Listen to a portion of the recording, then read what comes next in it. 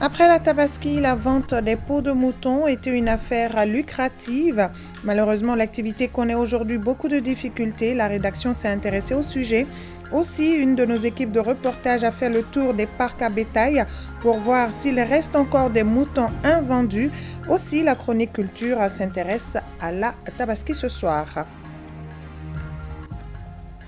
Hajj 2022, les dernières activités sont en cours. Après Arafat, les pèlerins sont retournés à Mina où ils procéderont à la lapidation de Satan pendant 3 jours. Une délégation iranienne séjourne à Ségou. Elle a visité l'Office du Niger et bientôt des projets verront le jour sur les sites comme la réalisation des unités de transformation des produits agricoles. Voilà pour le sommaire. Bonsoir à tous et bienvenue dans la grande édition de ORTM1. La vente des peaux de mouton était une affaire fructueuse après la fête de Tabaski, mais aujourd'hui, malheureusement, l'activité connaît des difficultés. La seule tannerie en activité est limitée dans l'achat des peaux. Les collecteurs de ces peaux pensent que les prix proposés sont exorbitants. Voyons tout cela avec Bemba Sibi. Boubacar Koulibaly, un collecteur de peau à Bagdadi, est en pleine discussion avec un collecteur ambulant. Ces jeunes qui sillonnent la capitale les périodes de Tabaski pour acheter la peau des animaux abattus. Il va les revendre après à l'usine de tannerie. J'achète les peaux avec les collecteurs ambulants à 200 francs CFA pour les revendre à 400 francs CFA. Cette année, l'activité tourne au ralenti parce qu'il n'y a qu'une seule tannerie qui travaille actuellement. Pourtant, la production de peau s'accroît avec l'immolation en masse des moutons. Une tannerie sur 4 est en activité, donc la demande est réduite. En plus, le prix proposé à la demande plombe les activités cette année.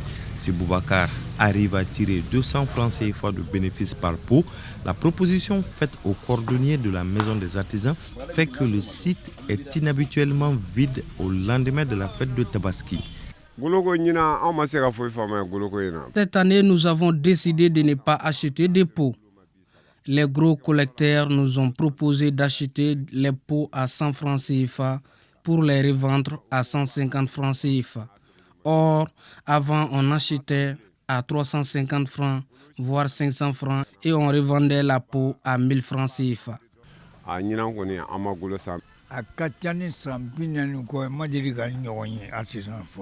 En 40 ans d'activité, je n'ai jamais vu une pareille situation. Il faut que les autorités s'impliquent dans la régulation de ce secteur qui génère des millions de francs par an.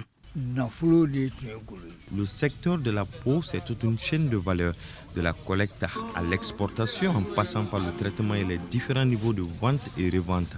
À tous les niveaux, les acteurs sentent les effets de cette situation inédite car la peau a toujours été une affaire lucrative.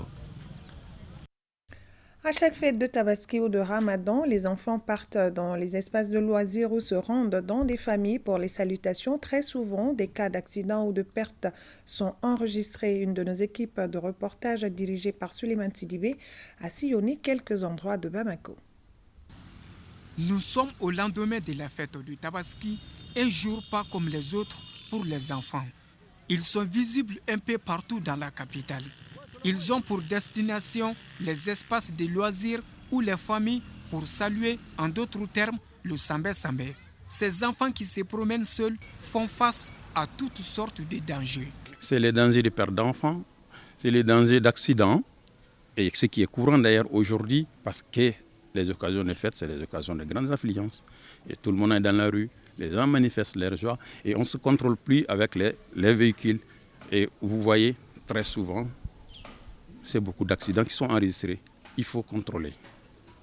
Il faut contrôler, ce n'est pas aisé, ce n'est pas agréable de voir les enfants errer seuls dans la rue, qui ne savent même pas à quel repère vraiment se vouer pour retourner à la maison. C'est très dangereux. Ce n'est pas une bonne chose, à mon avis. Oui, c'est un abandon, mais auparavant, c'était un fait culturel, un fait de société.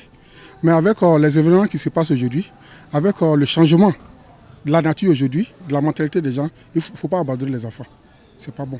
Certains parents sont pourtant conscients du danger. C'est pourquoi ils décident d'accompagner leurs enfants. Moi, je suis là accompagné pour éviter les dangers. Et pour éviter les dangers, laisser les enfants seuls de venir, souvent ça, c'est un danger, surtout la circulation. Je suis venu accompagner mes enfants car si je reste à la maison, je ne suis pas à l'aise. Les enfants eux-mêmes ignorent le danger. On est sortis seuls, nous n'avons pas peur. Nos parents savent que nous sommes sortis, mais ils ne disent rien. Ce phénomène devient inquiétant pour les policiers de la compagnie de la circulation routière CCR. Vraiment, c'est très dangereux. Souvent, on voit des enfants ici qui n'ont pas 7 ans, mais ils sortent sans leurs parents. Des fois, certains ne savent même pas où se trouve leur maison. C'est vraiment dommage. La fête est un moment de joie et de communion, mais la sécurité des enfants doit demeurer une priorité. L'Aïd el-Kébir s'est bien déroulé à Caille. Le marché à bétail s'est vidé de tous ses moutons. Malgré quelques difficultés liées au coût élevé de l'aliment bétail, les vendeurs se frottent bien les mains. Les clients se disent satisfaits. Dossier signé Kansuto Kanouté. La fête de Tabaski a été célébrée dans l'allégresse à Caille, la cité des rails. De la veille de la fête jusqu'au lendemain, jour J, on pouvait toujours apercevoir des troupeaux de moutons un peu partout à travers la ville. Au marché à bétail situé à Kaindi, qui est d'ailleurs l'un des plus grands marchés à bétail de la commune urbaine de Caille, les moutons, on pouvait les compter par milliers. Aujourd'hui, dimanche 10 juillet 2022, le marché s'est vidé de son stock de bétail. Malgré le coût très élevé des animaux, ils ont presque tous été achetés. Quand les gens disent que les moutons coûtent cher, je ne crois pas tellement. Si tu n'as que 40 000 et tu choisis un mouton qui coûte 75 000 ou 100 000, cela va être un peu compliqué. Sinon, les moutons, il y en a pour toutes les couches. À Caille, tous les moutons qui ont été mis en vente ont été achetés tous. Pour moi, problème c'est-à-dire la cause de la cherté des moutons cette année est tout simplement due au coût trop élevé de l'aliment bétail. Il y avait aussi l'embargo. Cela fait plus de 5 ans que je n'ai pas vu ce marché de bétail appelé Dral s'est vidé de la sorte. Depuis le vendredi à 0h, il n'y avait plus de moutons. Nous sommes obligés de négocier avec certains éleveurs afin qu'ils nous vendent leurs moutons pour que nous puissions les revendre. Nous remercions le bon Dieu car nous avons fait de bonnes affaires. Avec presque 5 ans,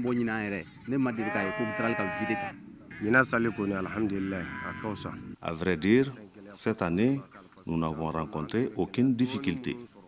Peut-être une petite difficulté à signaler, le coût élevé de l'aliment bétail.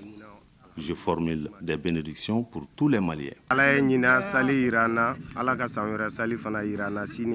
Cette année, à cause des sanctions prises à l'encontre du Mali par la CEDEAO, la vente promotionnelle n'a pu être organisée par la Direction régionale de production industrie animale, mais qu'à cela ne tienne, elle a joué son rôle de suivi. Nous avons invité les éleveurs, les organisations d'éleveurs à participer à la vente promotionnelle. Donc les éleveurs sont venus de divers horizons du cercle de Caille. Cette année, les animaux mis sur le marché, notre prévision était de 3200.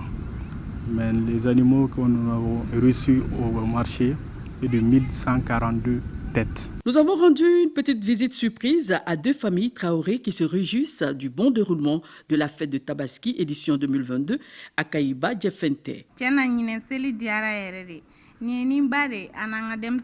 Cette année, la fête a été très belle. Je suis ici avec ma maman et mes frères et sœurs. Nous nous sommes bien régalés avec la viande de mouton.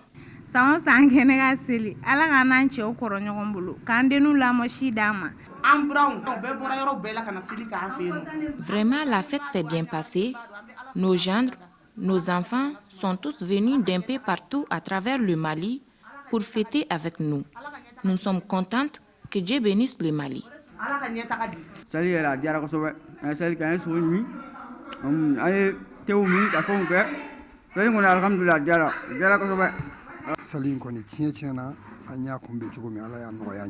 Vraiment, nous étions très inquiets à cause de la cherté de la vie actuellement.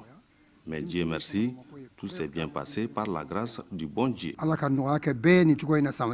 eu 95% de nos enfants qui sont venus fêter avec nous cette année. Et là, ça c'est vraiment extraordinaire. Bon, nous aimerions que pratiquement toutes les grandes familles puissent l'avoir. Le sacrifice aussi, pratiquement, Dieu a facilité cette tâche-là.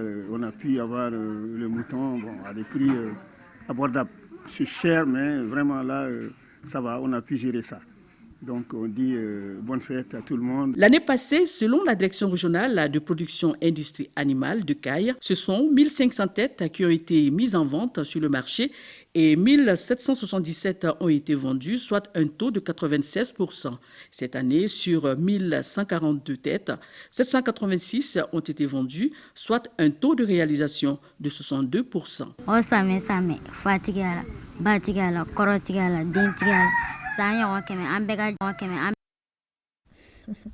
À Bamako également, au lendemain de la fête de Tabaski, les parcs à bétail sont presque vides, contrairement aux autres années. Une de nos équipes de reportage est allée faire un constat dans des différents garbales.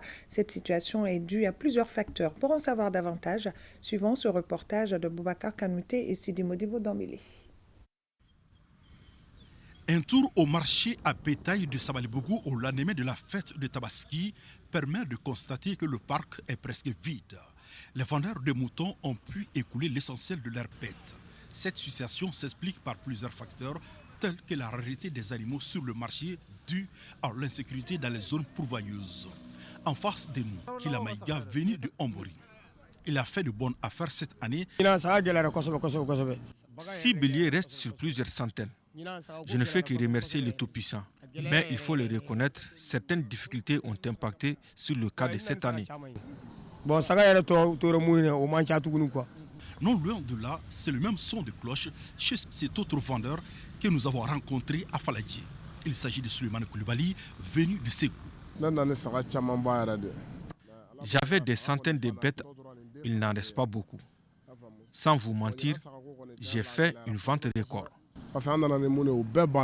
Quant à Chaka Diakité, il s'est bien frotté les mains. La moisson fut belle. Sur 42 têtes de moutons mises sur le marché, il ne reste que 2 moutons qu'il veut vendre à 250 000 francs l'unité. Un prix qui n'est pas certainement à la portée de toutes les bourses. Ceci explique pourquoi les 2 béliers n'ont pas eu de preneurs. Mes moutons, il n'en reste que 2 dont les prix sont un peu élevés, il faut le reconnaître. Les clients font des va-et-vient depuis hier pour pouvoir les acheter. Vous voyez qu'il n'en reste pas beaucoup. Au total, j'avais plus de 100 têtes d'animaux. On a pu les vendre. Voici un client qui vient de faire le tour de plusieurs marchés à bétail, communément appelé Garbala. Au lendemain de la fête, il est encore à la recherche de son mouton de sacrifice. J'ai parcouru plusieurs parcs à la quête des moutons de Tabaski. Jusqu'à présent, je n'en ai pas eu. Les retardataires ont jusqu'à lundi pour s'acquitter de ce devoir religieux qui est l'immolation des moutons. Selon les prescriptions du Saint-Coran qui donne 72 heures aux fidèles musulmans pour immoler une bête. Je le disais dans les titres, la chronique culture s'intéresse à la thématique sociétale de la fête de Tabaski. C'est un sacrifice rituel qui s'inspire d'une recommandation religieuse qui permet aux fidèles de communier, de partager. Alpha Maïga et son équipe sont allés à la rencontre d'un sociologue et des traditionalistes. La fête de Tabaski ou fête du mouton. La société, dans ses approches de nomination,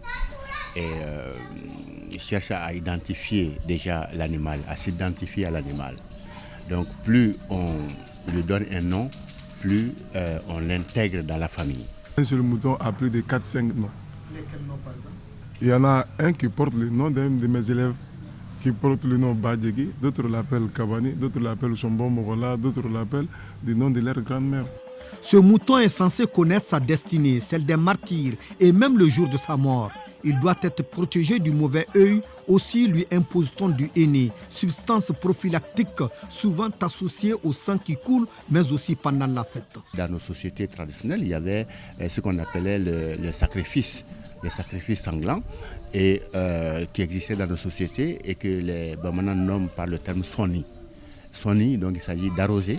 Le fait social, c'est d'abord une fête qui se passe durant le 5e mois des 5 piliers de l'islam. Et à la fin du Hajj, le 10e jour, on procède maintenant à cette fête de sacrifice du mouton. Tous ces rituels d'accueil et d'installation dans la maison sont le fait des femmes et des enfants qui lui assureront les soins et l'alimentation quotidiennement. Les enfants nouent aussi des liens avec le mouton qui devient leur compagnon de jeu.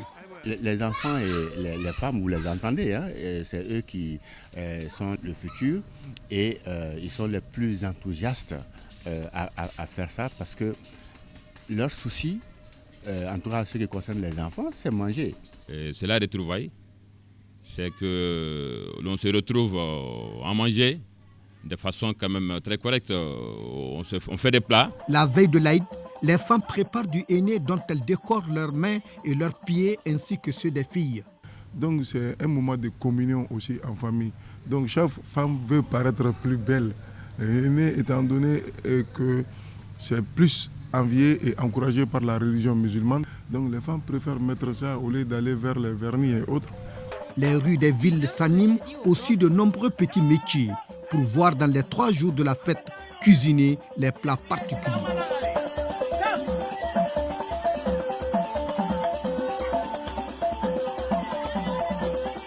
Certains sacrifiants craignent le contact du sang. Ils font égorger et dépouiller le mouton par une autre personne selon les milieux. La carcasse est enveloppée dans un linge et suspendue. La partie qu'on ne mange pas, elle est réservée également pour un fait culturel. Quel se fait? Nous sommes dans le dernier mois, j'avais dit, de l'année. Et on prie Dieu pour que nous puissions vraiment atteindre la nouvelle année. Qu'est-ce qu'il faut faire maintenant? Il faut conserver cette partie de la viande. C'est les pâtes qu'on accroche. Ça peut prendre un petit temps avant de les manger. Les peaux, quant à elles, sont conservées, sont tannées à d'autres fins. La peau peut servir de prière. Nos maroquiniers, ils sont en mesure quand même de tanner cette peau et puis de la rendre beaucoup plus agréable pour la prière. Et ça peut faire des années. La cuisine du sacrifice se caractérise par ses mains. En clair, une cuisine festive qui signale l'origine régionale de chaque famille. Nous, chez les Bamana, on préfère le taux. Et je pense que dans des familles Sonraï, on va peut-être trouver le fakoui. Alors donc dans les familles soninké, on va peut-être trouver du couscous. Mais aujourd'hui, la tendance est au riz. Et peut-être au fonio également. Et de temps en temps, peut-être également de la pomme de terre. On chante, on danse, c'est bien la fête.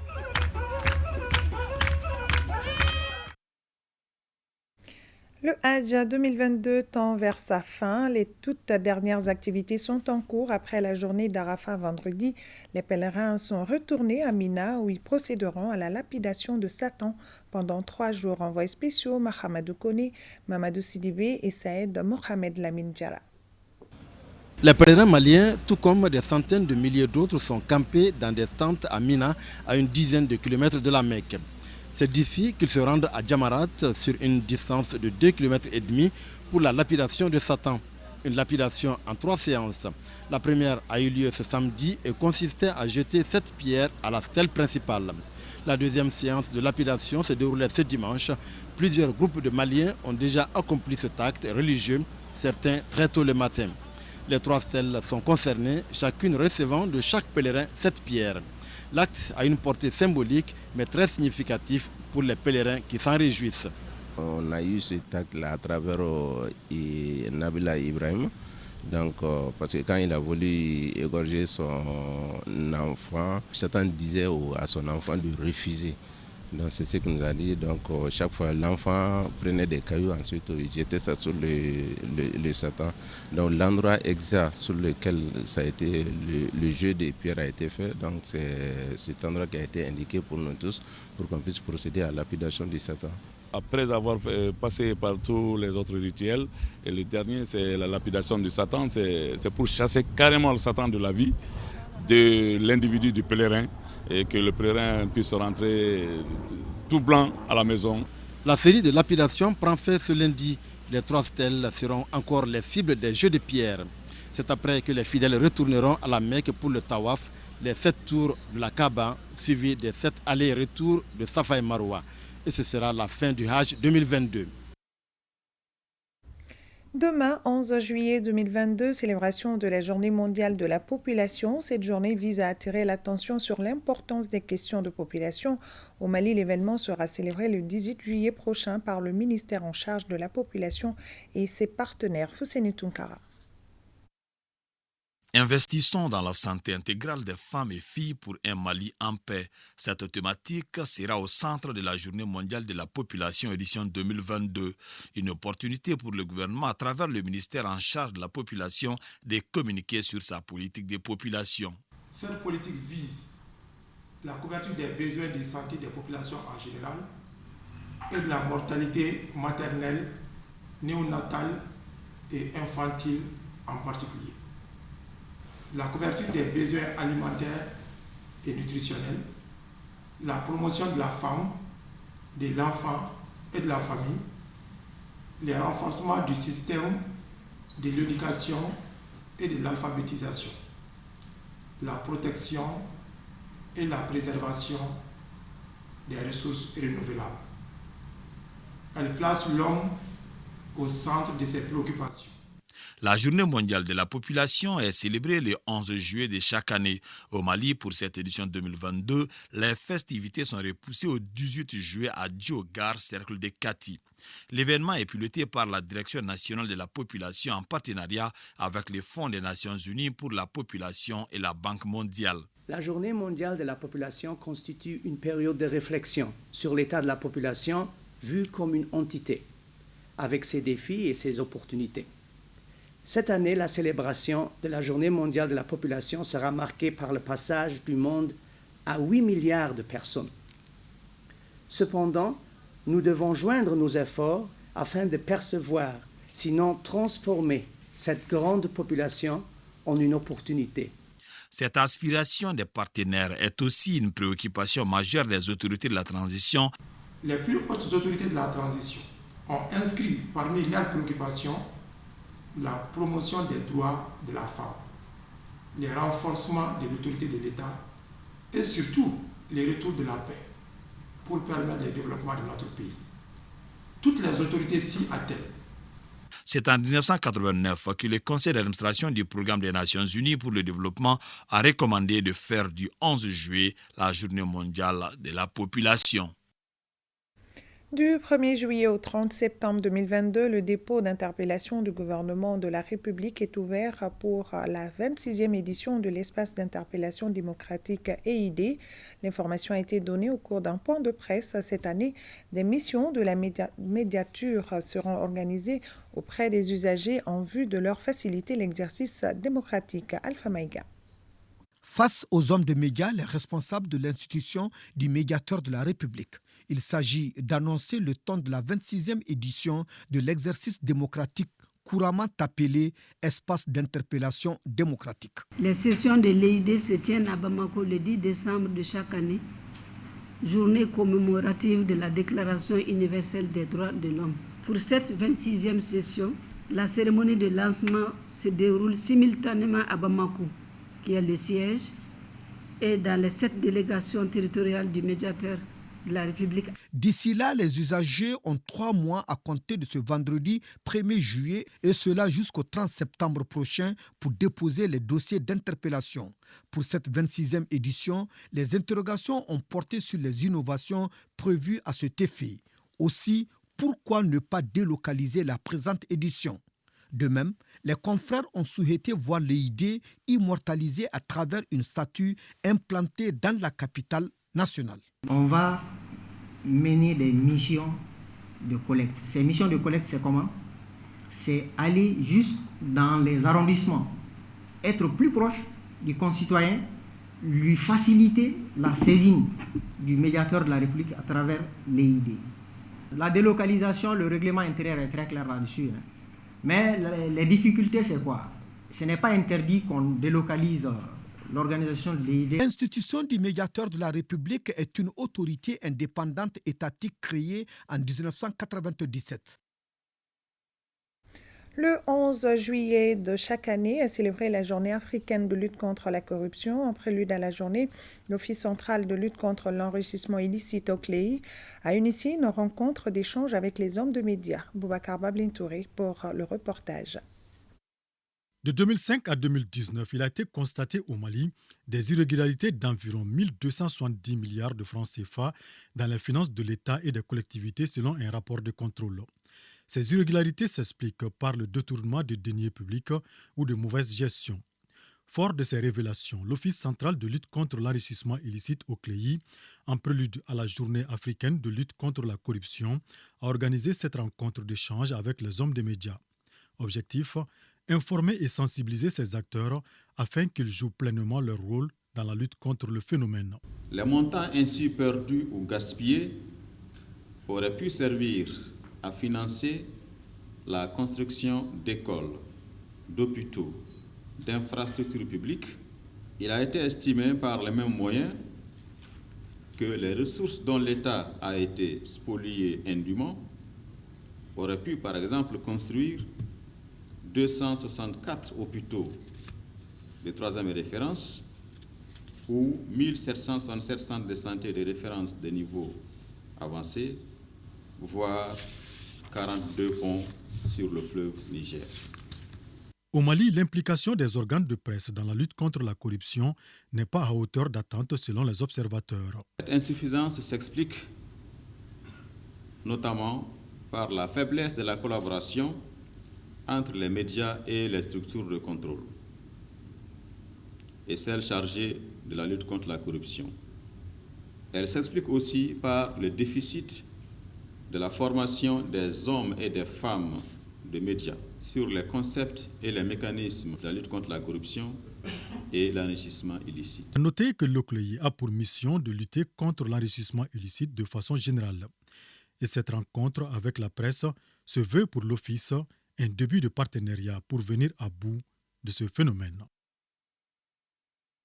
Des investissements iraniens en zone Office du Niger, une promesse d'une délégation iranienne qui a séjourné à Ségou et qui a visité le barrage de Markala et quelques parcelles de production.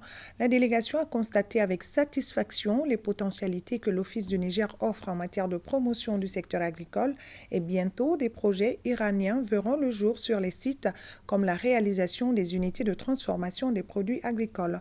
On en sait plus avec Kandesila. Rencontre à la direction générale de l'Office du Niger, des visites au pont barrage de Markala, en Bewani, dans les parcelles de riz et de canne à sucre.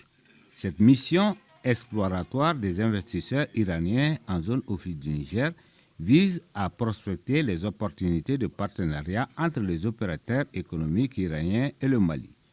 En termes d'opportunités, l'Office du Niger n'est pas le moins nanti. Le géant agricole du Mali, voire de l'Afrique, regorge des atouts certains dans plusieurs secteurs. Outre la riziculture, l'élevage, la pêche, le maraîchage, la transformation agroalimentaire sont autant de secteurs potentiels pour des investisseurs. J'ai été impressionné par la présence et la disponibilité des terrains agricoles uniformes pour la culture du sucre ou bien d'autres productions. Et aussi, je sais que ça va permettre aussi de mettre en place des unités industrielles. Je suis sûr et certain que l'entreprise iranienne qui est avec nous aujourd'hui, compte tenu de son expertise, sa capacité et son savoir-faire, va apporter un grand changement au niveau de cette zone, Inch'Allah. La délégation s'est beaucoup imprégnée du dispositif sur place. Le pont barrage de Markala, point névralgique du système qui relève à l'amont le plan d'eau et qui permet de dériver les eaux du fleuve vers les périmètres aménagés. Donc j'ai été impressionné de la disponibilité des terres et de toutes les conditions pour réussir une production agricole optimale. Donc je ferai tout pour mettre en place ici des unités industrielles afin de créer de l'emploi et de la richesse au bénéfice de la population malienne. En termes de chiffres, l'Office du Niger est un potentiel de près de 2 millions d'hectares bruts de terres aménageables, de quoi intéresser les futurs investisseurs.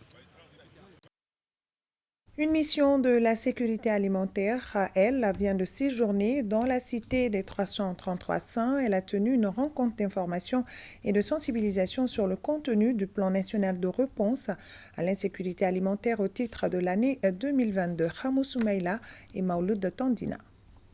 Partager avec les acteurs de la sécurité alimentaire et nutritionnelle les interventions du plan national 2022 des réponses à l'insécurité alimentaire au Mali, particulièrement son volet financé par la mutuelle panafricaine de gestion des risques ARC. Tel est l'objectif visé par cette rencontre d'information et de sensibilisation.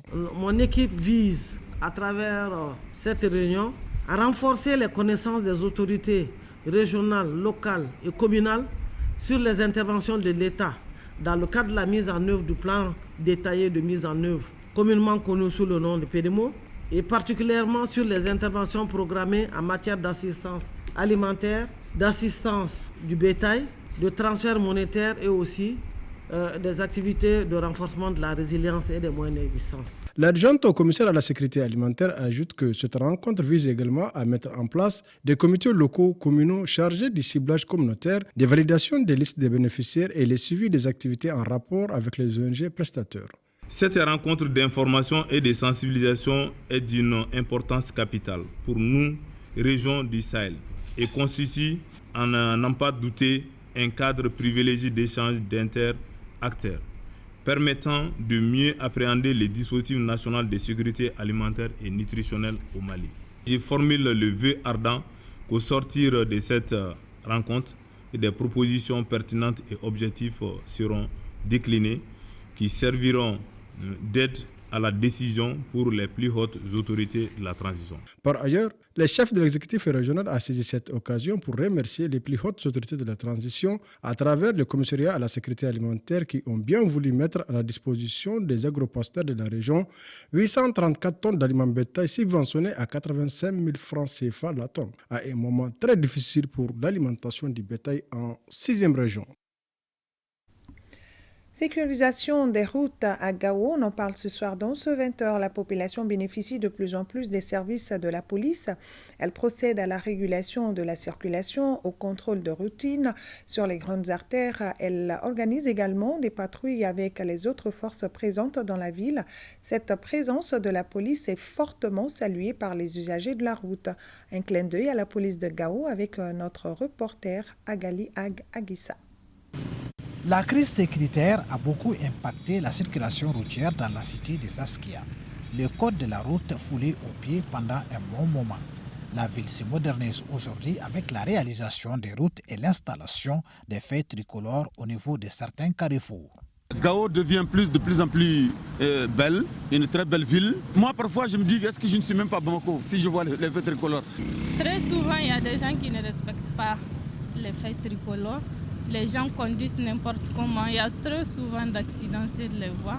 Le non-respect de feux tricolores, justement, ça cause plein d'accidents. Et il faut le dire, les gens ils vont n'importe comment ici et ils ne respectent pas du tout les codes de la route. Un désordre auquel il faut trouver une solution pour préserver des vies.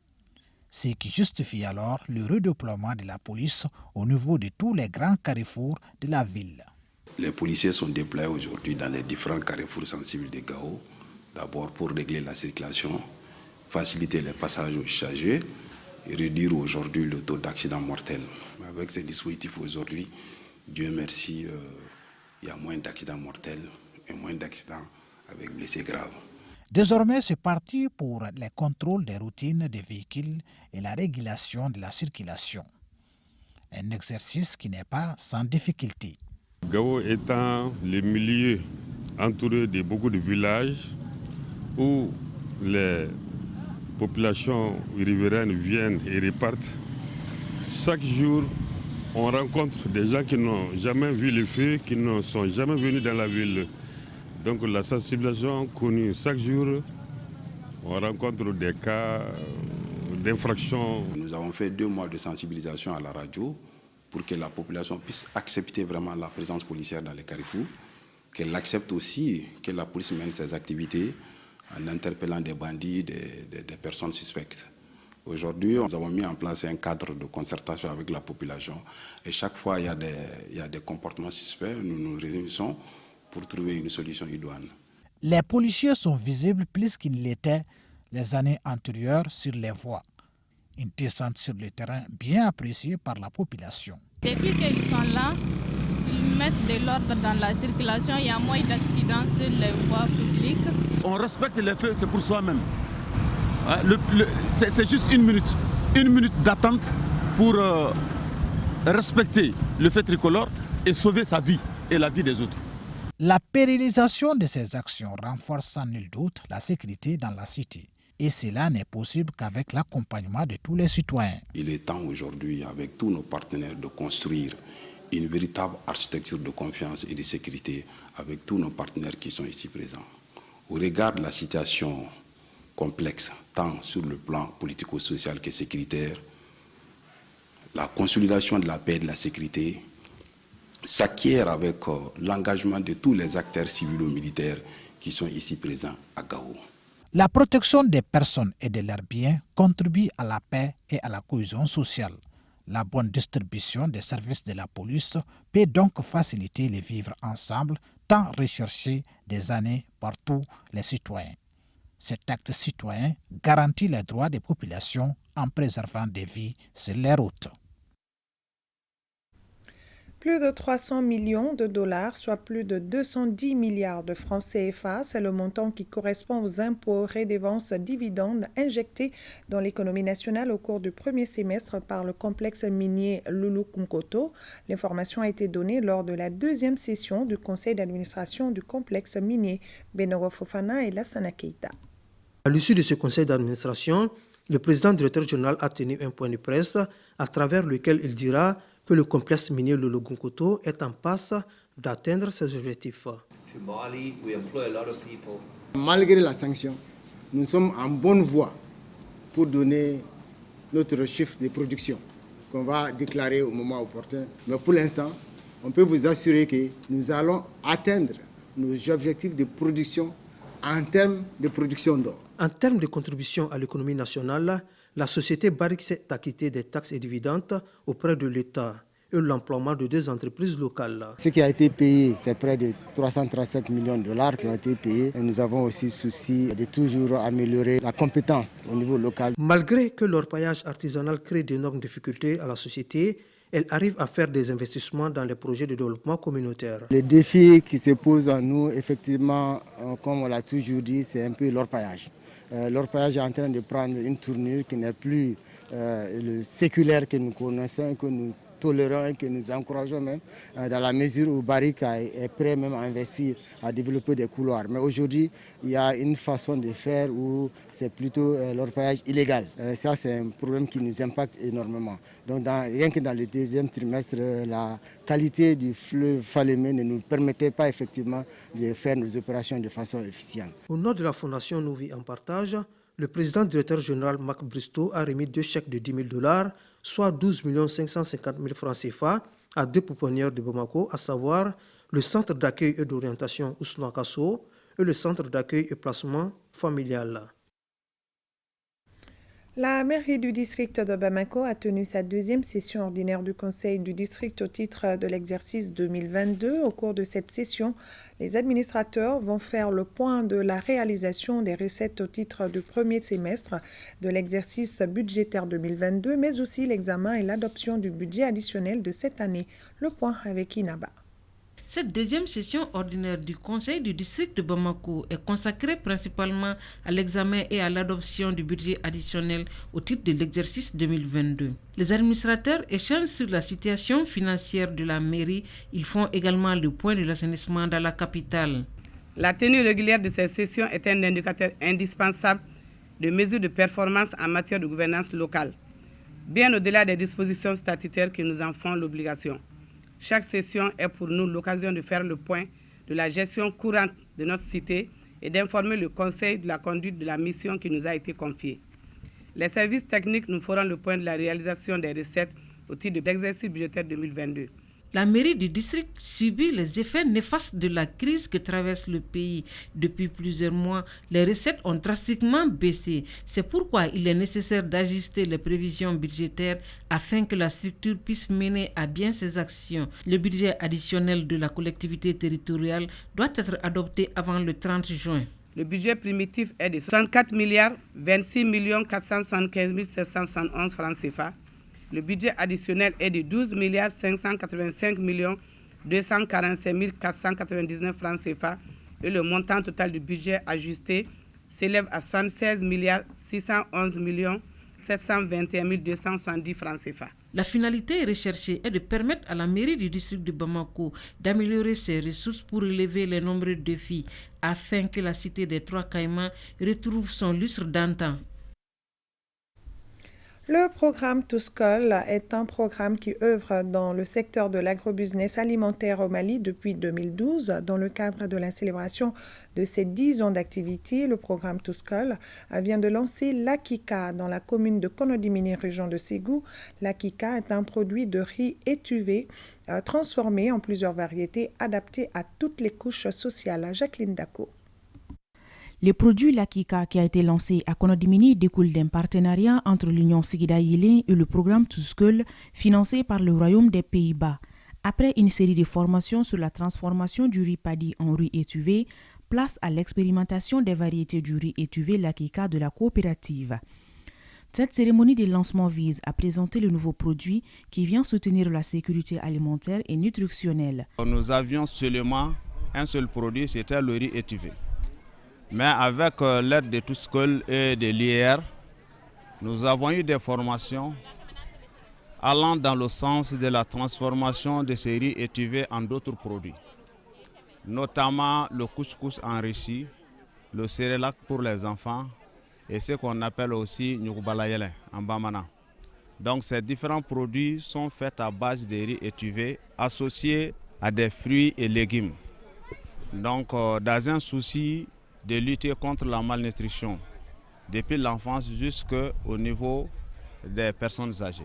Dans le contexte actuel du Mali, nous saluons le travail de Touskol à l'endroit des femmes étuveuses de Konodimini, qui est une solution permettant de renforcer leur sécurité alimentaire, mais aussi leur résilience. Permettez-moi encore une fois de réitérer nos remerciements à Touskol et à l'ensemble des ONG du consortium IFDC, SNV et Boping pour leur effort inlassable dans l'accompagnement des acteurs de la chaîne de valeur riz à Konodimini.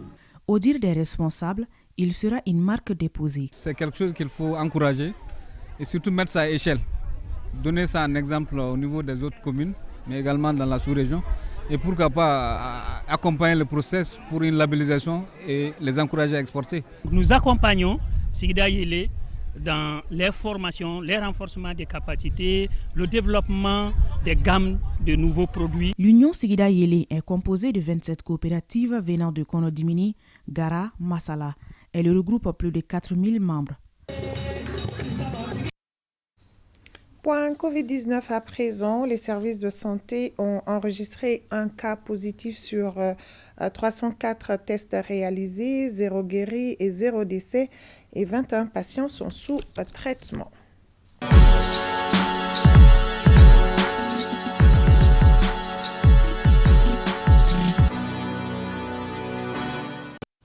Sport Week-end avec Seragatou Sissé. Bonsoir Seragatou. Bonsoir Kadiatou Kone. Alors, la Coupe du monde militaire foot féminin donne son coup d'envoi ce lundi aux États-Unis. Oui, 10 pays sur la grille de départ. Le Mali est représenté à cette fête du foot féminin militaire mondial par l'USFAS, logé dans le groupe B aux côtés des Pays-Bas, de la France, du Canada et de la Corée du Sud. Les Maliennes entrent en lice le 14 juillet face aux Sud-Coréennes. Je vous invite à suivre le lieutenant Koman Sidibé, entraîneur de l'USFAS, des propos recueillis par Mamoutou Dante. Le moral des joueuses est au top. Comme vous le constatez derrière moi, les joueuses sont sur pied et quinqués pour participer à leur première séance d'entraînement.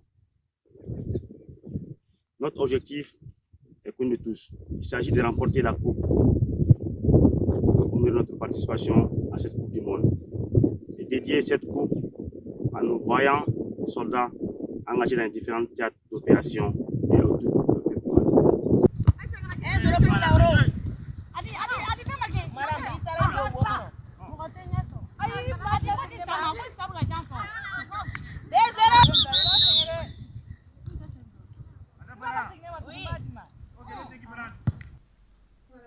On va dire à toutes nos excuses pour la qualité sonore de cet élément. Et on en parlait hier, le Mali dispute en Hongrie la Coupe du monde de basket des moins de 17 ans filles. Nouvelle défaite des Aiglones ce dimanche face à l'Allemagne. Oui, score final 44-55, soit 11 points de différence. C'est la deuxième défaite du Mali dans ce groupe D, après celle enregistrée hier 49-78 face aux États-Unis. Le troisième et dernier match du Mali en série filles est programmé ce mardi à 18h contre la Nouvelle-Zélande. Basket toujours, Coupe du monde des moins de 17 ans, mais chez les garçons, le Mali termine 15e sur 16 équipes. Oui, victoire 75-54 aux dépens du Liban. Les Aiglons du Mali n'ont pas été ridicules dans ce tournoi, malgré le contexte difficile du basket à tous les étages. Le Mali boucle la Coupe du monde des moins de 17 ans garçons à la 15e place sur 16. Alors, on va terminer avec direction Maroc pour la CAN féminine Maroc 2022. Fin ce soir des matchs de groupe. Oui, les deux matchs de ce groupe, les derniers d'ailleurs du premier tour, se jouent en simultané. Nigeria-Burundi et Afrique du Sud-Botswana. Le tableau des quarts de finale est dessiné, sauf bouleversement de programme. Retenez les affiches. Zambie-Sénégal, Maroc-Botswana, Afrique du Sud, Tunisie et Nigeria-Cameroun. Merci beaucoup, Siragatou. Je vous en prie. Et bonne reprise demain. Inch'Allah. À suivre, question d'actualité après l'émission Défense citoyenne. Ce soir, il sera question du programme national d'éducation aux valeurs, enjeux et perspectives. Les invités sont professeur Ibrahima Ndiaye, enseignant, docteur Kawele Togola, enseignant, et Amidou Diara, dit Dragon, communicateur. Question d'actualité avec Cheikh Oumar Sankaré et 7 ans à Bamanankan. C'est la fin de cette édition. Merci à vous de l'avoir suivi. Demain commence une autre semaine. Bonne reprise à tous et que Dieu vous bénisse.